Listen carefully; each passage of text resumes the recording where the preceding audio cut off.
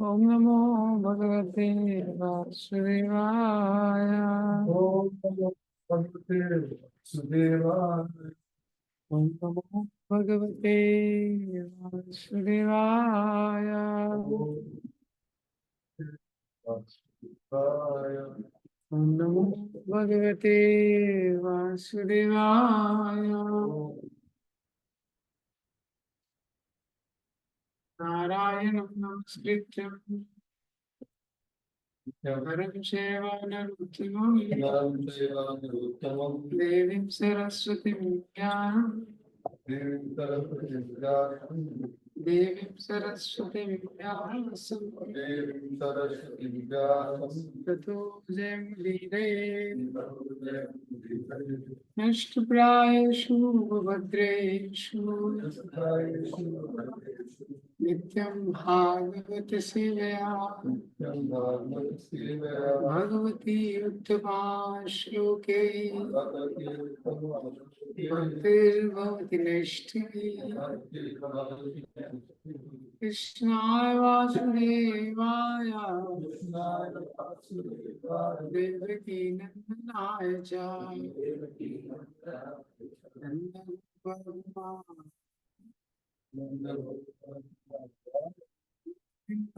नमो नमः। ॐ ज्ञानतिमिरन्दस्य ज्ञानाञ्जनशलाकया चक्षुरुन्मिलितं येन तस्मै श्रीगुरवे नमः। श्रीचैतन्यमनोभीष्टं स्थापितं येन भूतले स्वयं रूपकदा मह्यं ददाति स्वापदान्तिकम्।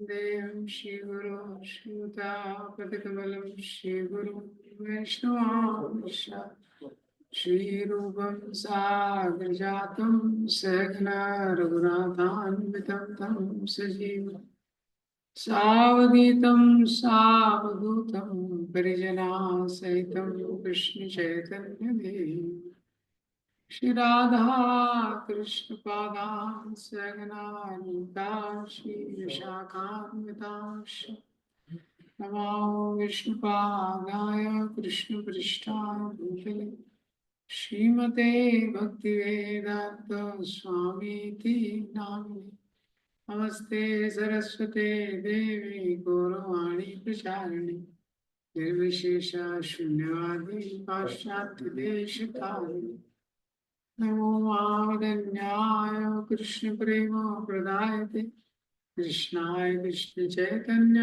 नामिने गौरत्विषे नमः।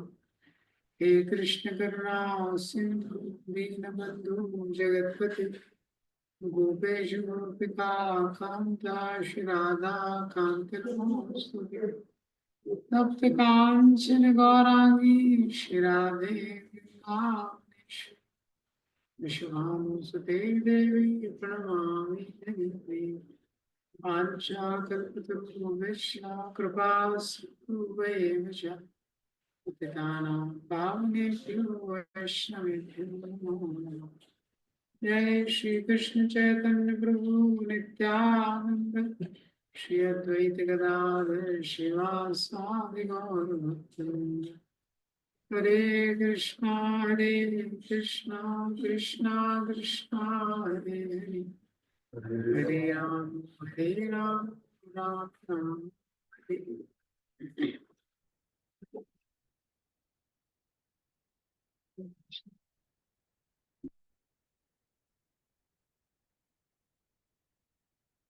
तो भगवद गीता में थर्ड चैप्टर।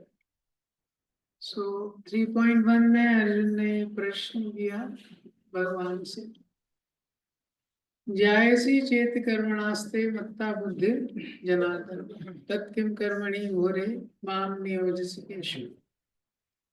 हे केशव, जायसी चेत कर्मणास्ते मत्ता बुद्धि जनार्दन, अगर आप बुद्धि को कर्म से श्रेष्ठ मानते तो आप ये घोर कर्म में मुझे क्यों लगा रहे हैं। माम नियोजसी तत्किं कर्मणि घोरे, आप ये जो घोर कर्म है इसमें आप मुझे क्यों लगा रहे हैं। और आपका नाम क्या है? केशव। केशव शब्द का एक अर्थ कृष्णा चक्रवर्ती ठाकुर ने बताया कि ब्रह्मा विष्णु शिव भी जिसके आदेश का उल्लंघन नहीं कर सकते। अभी आप बोलेंगे तो करना ही पड़ेगा, आप इतने बड़े कंट्रोलर हैं। तो दूसरे श्लोक में बोलते हैं व्यामिषेणेव वाक्येन बुद्धि मोयसीव में तद एकम वद निश्चित्या येन श्रेयो हमाप्नुयात्। व्यामिश्रेणेव, आप मिश्रित वाक्य बोल रहे हैं, इक्विवोकल इंस्ट्रक्शन। व्यामिश्रेण, विशिष्ट रूप से मिश्रित करके आप बोल रहे हैं, इतना घुमा के बोल रहे हैं, कुछ समझ नहीं आ रहा है मुझे करना क्या। हाँ, बुद्धि मोह ऐसी, मेरी जो बुद्धि है वो मोह में पड़ गई। तदेकम वद निश्चित्या, इसलिए एक चीज निश्चित करके बोलिए, ये न श्रेयो हमाप्नुयात्, जिसमें मेरा श्रेय छुपा हुआ है। जिसमें श्रेय है, श्रेय मतलब क्या है, लॉन्ग टर्म वेलफेयर। जिसमें भी लॉन्ग टर्म वेलफेयर है उसको आप बताइए, निश्चित करें। तो भगवान बताना शुरू करते हैं, तीसरे श्लोक में बताते हैं श्री भगवान, लोकेस्मिन् द्विविधा निष्ठा पुरा प्रोक्ता मया नघ। हे अनघ निष्पाप अर्जुन, लोकेस्मिन् द्विविधा निष्ठा, इस श्लोक में दो प्रकार की निष्ठा है। कर्म योगेन योगिनाम, सांख्य योगेन ज्ञान योगेन सांख्य। तो कुछ लोग होते हैं कर्म के मार्ग का अवलंबन करते हैं, कर्म योग के मार्ग का, और कुछ लोग होते हैं जो सांख्य योग या ज्ञान योग के मार्ग में। जो कर्म योग के मार्ग में लगते हैं, ये संसार में रहते हुए भगवान का स्मरण कैसे करना है, इसका प्रयास। और जो ज्ञान योग, सांख्य योग, उसके मार्ग को स्वीकार करना।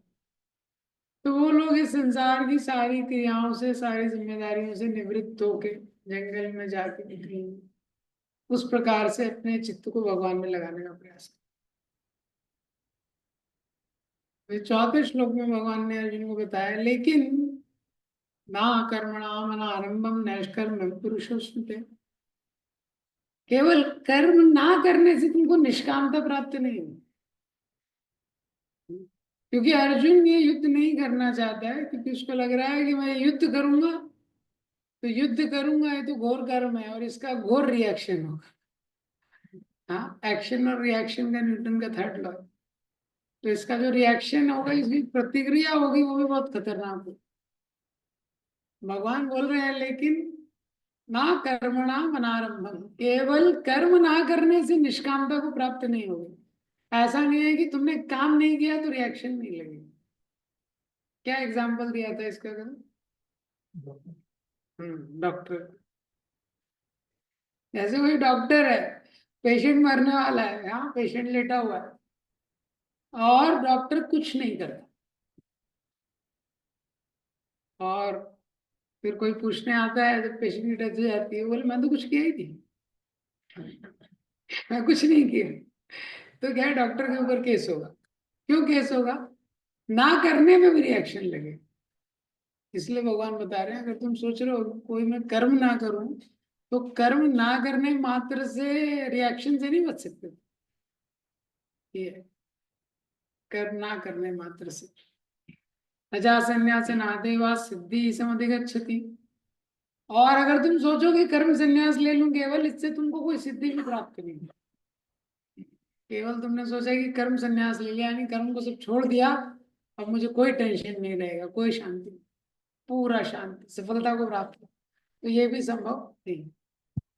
तो इसी के आगे फिफ्थ श्लोक में इसी चीज को समझाते हुए कि किस प्रकार से जीव के लिए निष्क्रिय होना संभव नहीं। नहीं कश्चित क्षणम अपि जातु तिष्ठति अकर्मकृत कारते एव शाकर्मा सर्व प्रकृति जैर गुणा। पांचवें श्लोक में बोलते हैं, भगवान बोल रहे हैं निष्क्रिय होने का सोच रहे हो, नहीं कश्चित क्षणम अपि, एक क्षण के लिए भी निष्क्रिय नहीं हो सकता है। एक क्षण के लिए, ज्यादा लंबा टाइम तो छोड़ो, एक क्षण के लिए नहीं कश्चित क्षणम अपि जातु तिष्ठति अकर्मकृत, अकर्मकृत, बिना कर्म किए अगर वो सोचे कि मैं टिक जाऊं, हाँ, जातो तिष्ठति, one can not be situated by not doing any karma, possible ही नहीं है। कोई बोलेगा क्यों भाई, क्यों पॉसिबल नहीं? कारते ही अवशा कर्मा, अवशा, अवशा मीन्स हेल्पलेसली, जबरदस्ती, कार्यते उसको करना ही पड़ेगा, अवशा विवश होके करना पड़ेगा। किसके विवश होके करना पड़ेगा? हाँ, सर्व प्रकृति जैन गुण, ये जो प्रकृति के 3 गुण हैं उसको ऐसा धक्का मारेंगे, उसको अपने आप करो, करना पड़ेगा, ये उसको पुश करें। तो यहाँ पे भगवान एक बहुत इंपॉर्टेंट पॉइंट बोल रहे हैं कि कार्य करना ये जीव का स्वभाव है। जीव कभी भी निष्क्रिय नहीं हो सकता, निष्क्रिय होना उसके लिए संभव नहीं। मटेरियली देखें चाहे स्पिरिचुअली देखें, वो जो सोल की एनर्जी है वो एक्ट करती है। ये तो हम लोग जिस संसार में हैं, ये संसार को कौन कंट्रोल करता है? मोक्ष। 14वें अध्याय में भगवान ने बताया है। तो ये प्रकृति के 3 गुण हैं, वो यहाँ पे उनका डोमिनेशन चलता है। जैसे किसी एरिया में कोई गुंडा रहता है ना, हाँ उसका चलता है, ऐसे ही प्रकृति के 3 गुण हैं, उसके अंदर सब चलता है। ये वो प्रकृति के 3 गुण हर जगह प्रेजेंट है। ये और हम 3 गुणों के कारण काम नहीं करते, काम करते हैं क्योंकि ये आत्मा का स्वभाव है। प्रभुपाद जी 9th चैप्टर में एक परपोर्ट में लिखते हैं, soul is active and if soul is eternal, is it is eternally active. ये क्या है? सोल की एनर्जी है, तो सोल के कारण हम लोग काम करते हैं। लेकिन क्या है, उसको प्रभावित, उसका डायरेक्शन प्रभावित करते हैं ये मूड्स। तो हम लोग कौन से गुण में है, सतोगुण में है, रजोगुण में है, तमोगुण में है, उस प्रकार की एक्टिविटी करेंगे, उसको प्रभावित करते हैं ये मूड्स। ये मूड्स हर जगह, इसीलिए व्यक्ति को इनएक्टिव रहना है संभव नहीं। और कोई व्यक्ति सोचे अरे ये सब छोड़ो, ये संभव नहीं है उसके लिए। वो हमेशा एक्शन में रहेगा, ये कुछ ना कुछ करता रहेगा। और कौन उसको पुश कर रहा है? मोड्स। तो कोई बोले तो मोड्स पुश कर रहे हैं, मोड्स के बियॉन्ड चला गया तो तभी भी एक्टिव रहेगा। आध्यात्मिक जगत में भी कोई है वो भी एक्टिव है। क्यों? क्योंकि वहां लव गवर्न्स, प्रेम है वो वहां गवर्न करता है आध्यात्मिक जगत में। और लव मीन्स, प्रोपा जी ने क्या बोला? लव मीन्स टू सर्व।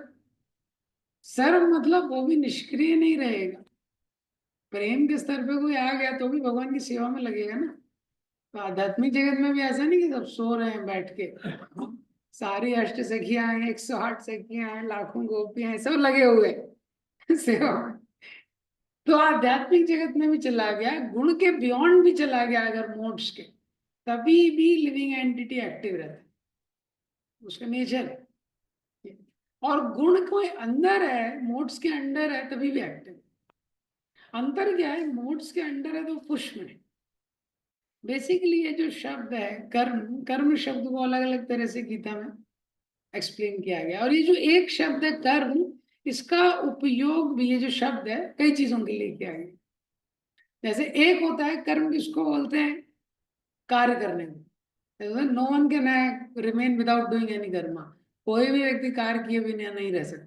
यहाँ पे कर्म शब्द का उपयोग क्या आ रहा है? General action.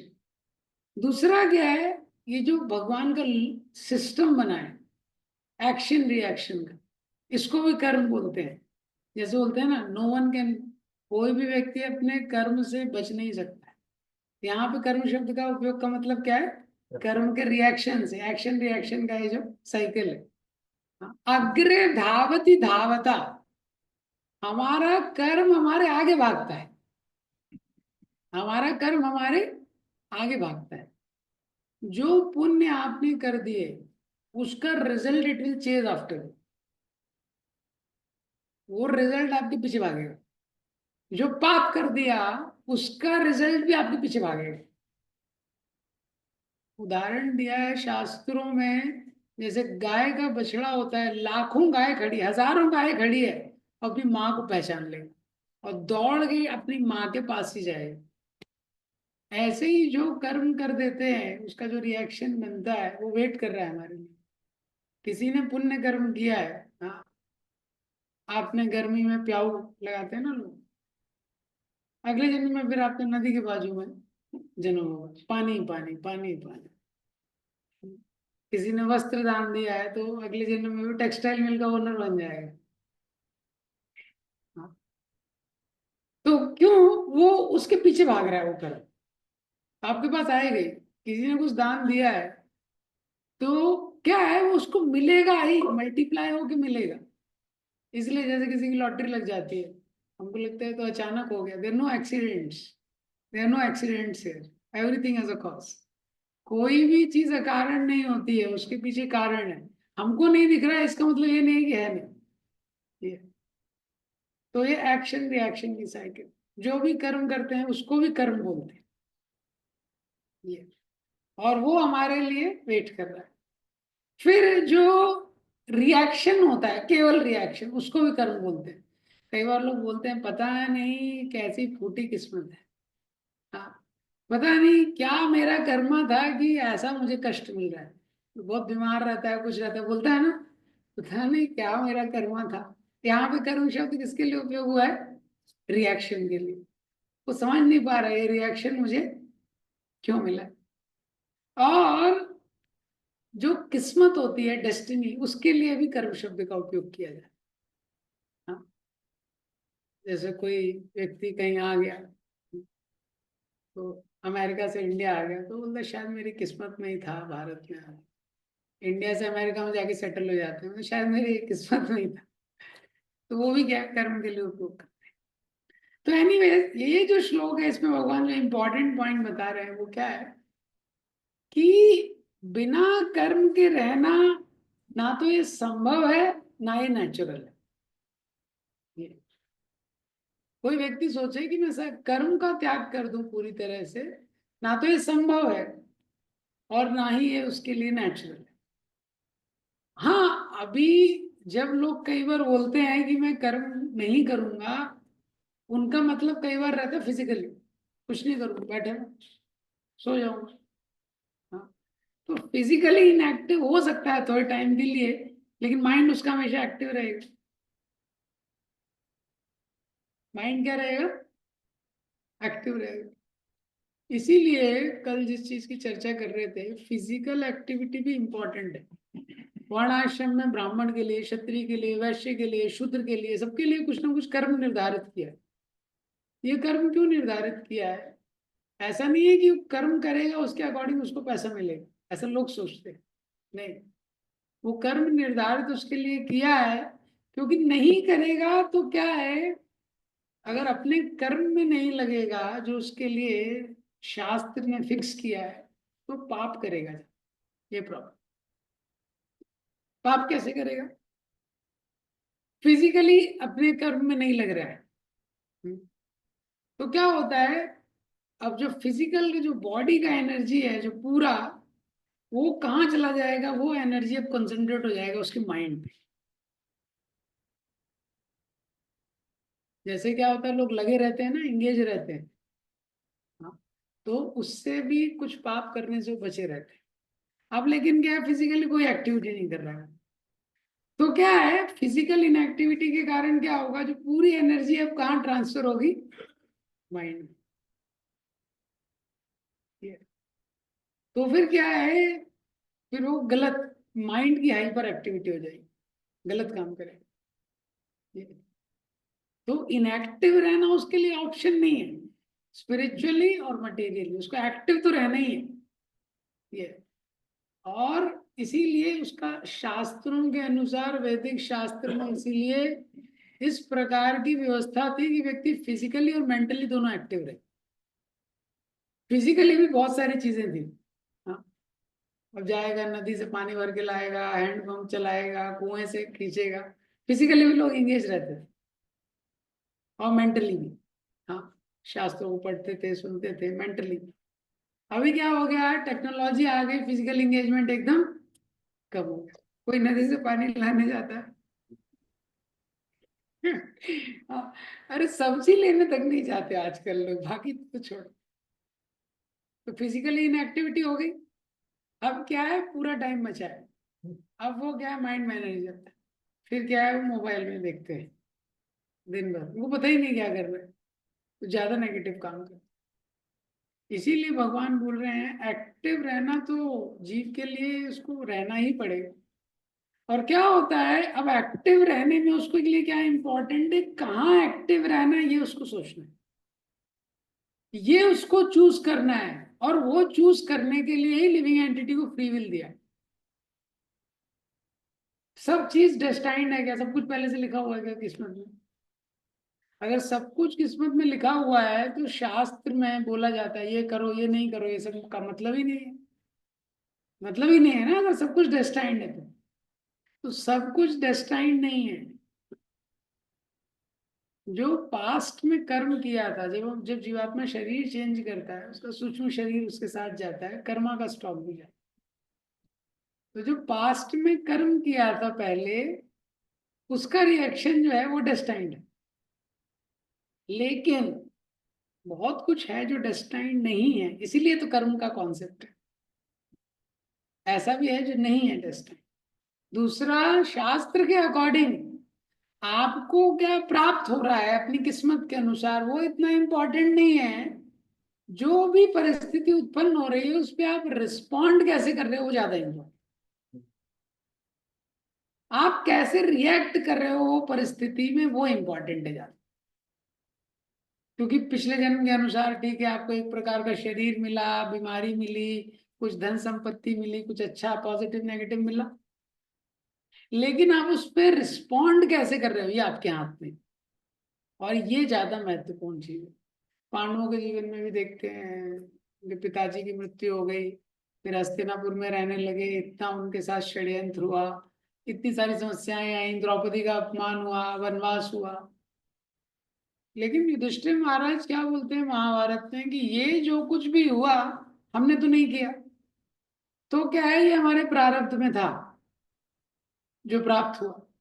लेकिन अब इस परिस्थिति में भगवान का आश्रय कैसे लेना है ये हमारी जिम्मेदारी है। वो क्या बोलते हैं, इस परिस्थिति में भगवान का आश्रय कैसे लेना ये हमारी जिम्मेदारी है, ये रिस्पॉन्सिबिलिटी। इसी के विपरीत है धृतराष्ट्र का अप्रोच। जब विदुर धृतराष्ट्र के पास जाते हैं तो विदुर बोलते हैं कि एक कान के नीचे क्यों नहीं लगा रहे हैं दुर्योधन के, समझ नहीं आ रहा है आपको, सारा उल्टा काम करता है। धृतराष्ट्र बोलते हैं अरे Vidura, I am a tiny insignificant mortal, what I can do in front of power of destiny. Dhritarashtra बोलते हैं विदुर को, अरे विदुर मैं तो छोटा सा तुच्छ एक जीव हूँ, जब कुछ विधि ने विधान कर ही दिया है उसके आगे मैं क्या करूंगा। हाँ, ये क्या है, गलत एप्लीकेशन, गलत एप्लीकेशन। इसीलिए कार्य करना जीव को पड़ेगा ही, निष्क्रिय नहीं रह सकता है, लेकिन क्या कार्य करना है उसको चुनना है, ये इम्पोर्टेंट। और एट द सेम टाइम ये संसार में उसको ये समझना है कि अगर मैं नहीं चुनूंगा, कोई व्यक्ति बोलता है मैं कुछ भी नहीं चुनूंगा। हाँ, जैसे कल एक स्टूडेंट पूछ रहा था वैसे, न्यूट्रल करना नहीं हो सकता। न्यूट्रल कर, कुछ भी नहीं, न्यूट्रल नहीं रह सकते हैं। जैसे उत्तानपाद ने वही कोशिश की कि मैं न्यूट्रल हो जाऊं। Sometime remaining neutral is taking very strong stand. तो क्या है, क्योंकि मोड्स का प्रभाव है। और ये जो मोड्स होते हैं, तीन गुण, ये बहुत शक्तिशाली होते हैं। ये भी छोटी मोटी चीज नहीं है। जैसे आपने देखा है कहीं पे स्टैम्पीड हो जाता है, हाँ, कुंभ में देखा है ना, स्टैम्पीड हो जाता है, सब लोग इतने सारे एक ही डायरेक्शन में चल रहे हैं। अब आपको अपोजिट डायरेक्शन में जाना है उसी रूट से, आसान है। वो क्या है, आपको जरूरत नहीं पड़ेगी। जैसे हाँ, वो मोड्स का पावर बहुत स्ट्रांग होता है। जैसे बॉम्बे में लोकल ट्रेन में लोग चढ़ते हैं, जो शुरू में कोई बॉम्बे शिफ्ट होता है बेचारा बड़ा परेशान हो जाता है। वो एक व्यक्ति आया, एक दिन दो दिन तो वो स्टेशन से लौट आया। क्यों? क्योंकि वो भीड़ ऐसी रहती है। फिर उसको सिस्टम समझ गया बॉम्बे का। बोले लोकल ट्रेन में चढ़ना है तो कोई दिक्कत नहीं, बस बस आप खड़े हो जाओ वहां के आगे, जिस डब्बे के वहां चढ़ना है ना, उस वहां खड़े हो जाओ, लोग चढ़ा देंगे। और जब स्टेशन आने वाला उससे पहले खड़े हो जाओ, लोग उतार देंगे। तो क्या है, ऐसे ही मोड्स का प्रभाव रहता है। मोड्स बहुत स्ट्रांग रहते हैं, वो हमको पुश करते हैं तीन को। जैसे देखा है ना, कोई पुलिस वाला तो क्रेन है, हाँ, पीछे किसी की स्कूटर गलत जगह पार्क थी, या किसी की कार गलत जगह पार्क है, कुछ है, क्रेन क्या करता है, पुलिस वाला क्रेन उसमें वो लंगर लगा देता है, फिर उसको खींच के ले जाता है। अब अगर उसको खींच के ले जा रहा है जब क्रेन, तो कार वाला क्या कर पाएगा? हाँ, अब सपोज उस कार के अंदर बैठा हुआ है ड्राइवर, लेकिन एक बार क्रेन ने लगा लिया, तो क्या है, वो खींच लेगा। ऐसे ही मोड्स का पावर भी बहुत स्ट्रांग रहता है। गुडनेस है, पैशन है, इग्नोरेंस है, ये मोड्स हमको खींचते हैं। तो हम लोग इसीलिए, ये हमको चुनना बहुत इंपॉर्टेंट है। तो जितने लोअर मोड में रहते हैं उतने ज्यादा हेल्पलेस हो जाते हैं। जैसे इग्नोरेंस वाला person means fully helpless. Passion वाला एक्टिव है लेकिन उसका भी कंट्रोल बहुत कम है। गुडनेस वाला कुछ थॉटफुल एक्शन ले सकता है, और कोई भगवान की भक्ति कर रहा है तो उसके भी बियॉन्ड। इसीलिए शास्त्र में ये सिद्धांत बताया गया है कि मनुष्य जन्म है वो चुनने के लिए है कि किस प्रकार का कर्म करना है। कर्म तो सारे जीव कर रहे हैं एक तरीके से, लेकिन मनुष्य जन्म क्या है, वो चुनने के लिए, हम चुनते हैं हाँ, कि किस प्रकार का कर्म हमको करना है। व्यासदेव देखेंगे, व्यासदेव ने इतना सारा शास्त्र लिखा, 1 लाख श्लोक है महाभारत में, केवल 1 लाख। भागवतम उसमें से निकाला गया, देखिए भागवतम में 18,000 है, वही कंप्लीट नहीं होता। तो व्यासदेव ने शास्त्रों में, व्यासदेव ने देखा कलयुग आने वाला है, लोग अधर्म का आश्रय लेंगे, तो व्यासदेव ने सोचा कि धर्म का प्रचार करना चाहिए, क्योंकि इसके बिना जीवों का उद्धार नहीं होगा। तो व्यासदेव ने सोचा, लेकिन क्या है, कलयुग के लोगों की स्थिति देखी, बोले ये लोग तो किसी चीज में इंटरेस्टेड है नहीं, कोई भी गंभीर चीज, इंपॉर्टेंट चीज, इसमें इनका कोई इंटरेस्ट नहीं। हाँ, इनको तो ड्रामा चाहिए, मूवी चाहिए, यही सब चाहिए। तो इसलिए व्यासदेव ने शास्त्रों में मटेरियली भी जो भी व्यक्ति प्राप्त करना चाहता है वो लिख दिया। भौतिक संसार में भी जो भी चीज व्यक्ति प्राप्त करना चाहता है उसके लिए उन्होंने सोल्यूशन लिया। कोई भी चीज आप प्राप्त करना चाहते हो, शास्त्र में लिखा है फॉर्मूला, उसको अप्लाई करो। तो व्यासदेव को लगा ये फॉर्मूला अप्लाई करते करते भक्ति भी अप्लाई कर ले। तो व्यासदेव ने शास्त्रों में सब कुछ दिया है। ठीक है, आपकी आंखों की ज्योति ठीक नहीं है, आंखों में चश्मा लग गया है, तो ठीक है, मंत्र दिया है, सूर्यदेव का कौन सा मंत्र करना है, कब जल चढ़ाना है, ठीक हो जाए। आपका स्वास्थ्य ठीक नहीं है, तो कैसे अश्विनी कुमारों को पूजा करना है, क्या करना है, वो ठीक हो जाए। ये तो हर चीज के लिए दिया है, हर चीज, कुछ भी प्राप्त करना है, पुत्र नहीं है, धन नहीं है, संपत्ति नहीं है, यश प्राप्त करना है, हर के लिए शास्त्रों में दिया गया है उसको कैसे प्राप्त करना। अच्छा, इसीलिए इवन जो असुर होते थे उनको भी शक्ति प्राप्त करना होता था, तो उनको पता होता कैसे प्राप्त करना है, वो भी शास्त्रों में जो दिया है, वेदों में, उसी का आश्रय लेके हिरण्यकश्यपु, रावण, वो भी वही मंत्र चैंट कर रहे हैं, वो वेदों में ही दिया हुआ है, और वो मंत्र कर करके उन्होंने शक्ति को प्राप्त किया। तो व्यास देव ने लगभग लगभग सब कुछ दिया था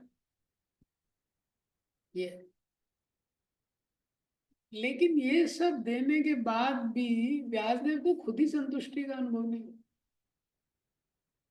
व्यासदेव ने बोला करने के लिए तो मैंने इतना कर्म दिया है, किसी को जो चाहिए, ये चाहिए तो ये सिस्टम, ये चाहिए तो ये सिस्टम, सब कुछ दिया है, लेकिन उनको खुद ही संतुष्टि नहीं हुई। जब खुद संतुष्टि नहीं हुई तो अपने गुरु का स्मरण किया, नारद मुनि का, और व्यासदेव ने खुद भी आत्ममंथन किया, इंट्रोस्पेक्शन किया। किं वा भागवता धर्मा न प्रायेण निरूपिता, प्रिया परमहंसानां तयेवच्युता प्रिया। व्यासदेव सोचते हैं किंवा भागवता धर्मा, शायद मैंने भागवत धर्म का सही सही निरूपण नहीं किया है। प्रिया परमहंसा नाम, ये परमहंसों को प्रिय है, तयेवच्युता, और ये भगवान को बहुत प्रिय है।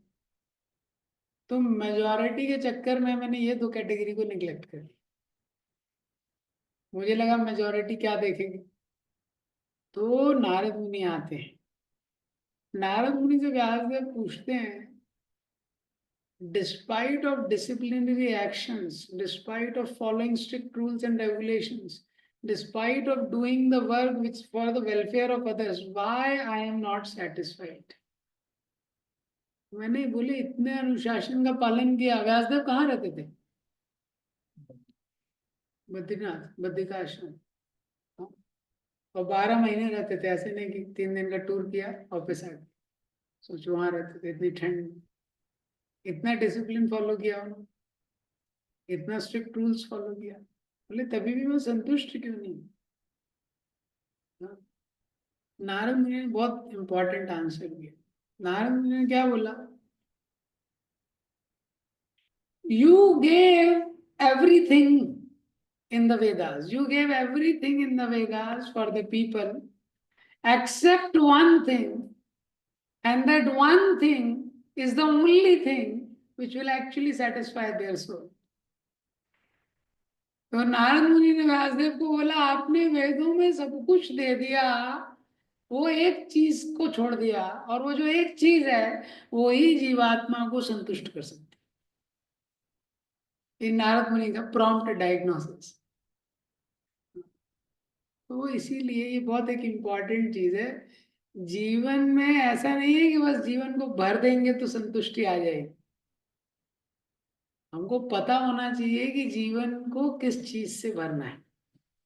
जैसे भक्ति तीर्थ महाराज अपनी बुक में एग्जाम्पल देते हैं, जैसे कार है, कार का पेट्रोल टैंक खाली है, तो किसी ने देखा चलो पेट्रोल पंप तो मिल नहीं रहा है, थोड़ा पानी डाल दिया।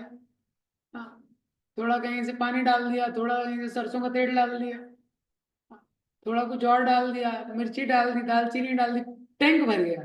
गाड़ी चलेगी? गाड़ी नहीं चलेगी। टैंक तो भर गया, गाड़ी क्यों नहीं चलेगी? क्योंकि पेट्रोल ही डालना पड़ेगा तभी चलेगी।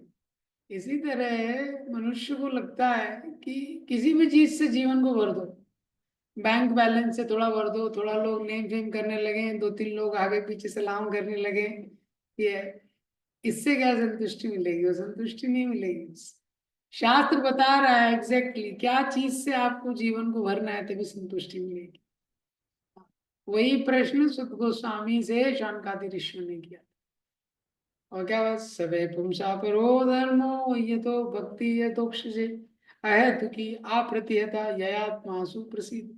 केवल उसी से जीवन को भरना है, मिक्स करने से भी काम नहीं चलेगा। व्यासदेव ने भागवतम पहले भी दिया था, भागवतम जो है पहले भी वेदों में था। तो व्यासदेव बोलते हैं नारद मुनि को, मैंने भक्ति के बारे में भी तो बताया है। नारद मुनि बोलते हैं लेकिन तुमने इतना मिक्स कर दिया, डाइल्यूशन इतना कर दिया, तो दवाई काम कैसे करेगी? डॉक्टर ने बोला था 1 चम्मच शहद 4 चम्मच दवाई मिला के खानी, तुमने 4 चम्मच शहद डाल दिया, 1 चम्मच दवाई, तो डाइल्यूट हो गया बहुत। तो मिश्रण कर दिया, इसीलिए फिर से उन्होंने भागवतम लिखा। और इस बार जब लिखा तो कोई मिक्सचर नहीं, धर्म प्रोचित कैटगोत्र परमो निर्मत्सराणाम सताम नित्यम वास्तव मात्र वस्तु शिवदम तापोत्रय मूलनम। धर्म प्रोचित कैटवक्त्र परमो। हाँ, जो कैटव धर्म है उसको शुरू से धर्म अर्थ काम मोक्ष को भी, हाँ, हटा दिया, कोई एंट्री नहीं दी ये शुरू से। वेद्यम वास्तवम अत्र वस्तु शिवदम, गिव द रियल सब्सटेंस। तापोत्रय उन्मूलनम, 3 प्रकार के ताप से जिससे जीव बच सकता है।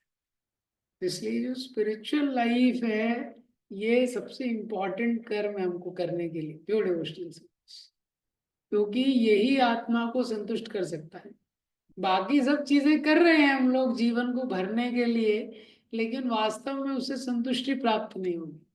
ज्यादातर स्पिरिचुअल लाइफ में जब आते हैं, डिवोटी भी बनते हैं, तो मॉर्निंग प्रोग्राम और ये लोगों को लगता है ये एक बार खत्म हो जाए, उसके बाद एक्चुअल एक्टिविटी जो है वो हम लोग स्टार्ट करेंगे, जो मेन एक्टिविटी है दिन की। ये इसको फिलर की तरह सोचते हैं, लेकिन ये एक्चुअली ये मेन चीज है। ये क्या है जो मेन चीज है, जब हम भगवान का नाम जप करते हैं, मंगल आरती करते हैं, श्रवण करते हैं, ये बहुत मेन चीज है, क्योंकि यही एक्चुअल में जीवात्मा को संतुष्टि प्रदान करने, ये शास्त्रों में देखिए लाखों साल पहले से लिखा गया। इसके अलावा व्यक्ति कितना भी परमुटेशन कॉम्बिनेशन लगा ले, कोई भी व्यक्ति होगा व्यासदेव से बड़ा बुद्धिमान नहीं होगा, और व्यासदेव ने वेदों में लगभग लगभग सब दे दिया था, इसको छोड़। तो ये एक चीज छूट गई तो व्यासदेव को ही संतुष्टि प्राप्त नहीं हुई। और फिर से उन्होंने इसलिए भागवतम की रचना की, श्रीमद् भागवतम। तो ये जो शुद्ध भक्ति का हम जितना अनुशीलन करते हैं, उतना वो जो आत्मा है वो संतुष्ट होती है। और शुद्ध भक्ति का अनुशीलन नहीं करते हैं, बहुत सारी चीजें भी करेंगे लाइफ में, उसको छोड़ के, तो संतुष्टि प्राप्त नहीं होगी आत्मा को। वो लगता रहेगा फिल इन द ब्लैंक्स है, वो जो फिल इन द ब्लैंक्स है वो भगवान की शुद्ध भक्ति के अलावा कोई पूरा नहीं कर सकता। हाँ, ये कारण। तो जीवात्मा को निष्क्रिय वो नहीं रह सकता है, वो कर्म करना है। और कर्म क्या करना है ये भी उसको चुनना पड़ेगा, उसको देखना पड़ेगा। अगर कुछ नहीं चुनेगा तो अपने आप मोड्स उसको, जैसे जब वेस्टर्न कंट्रीज में तूफान आते हैं, कटरीना, टॉर्नेडोज आते हैं, तो क्या होता है, सब बस भागते हैं, कुछ कर नहीं सकते।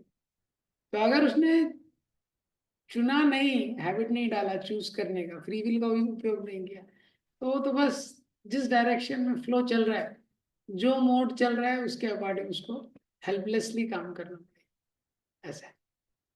तो इसीलिए शुद्ध भक्ति का जो सिद्धांत शास्त्रों में दिया गया। हरे Krishna.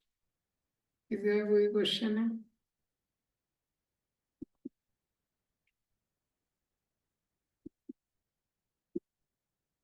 Okay, thank you. So we land here. Srila Prabhupada की जय।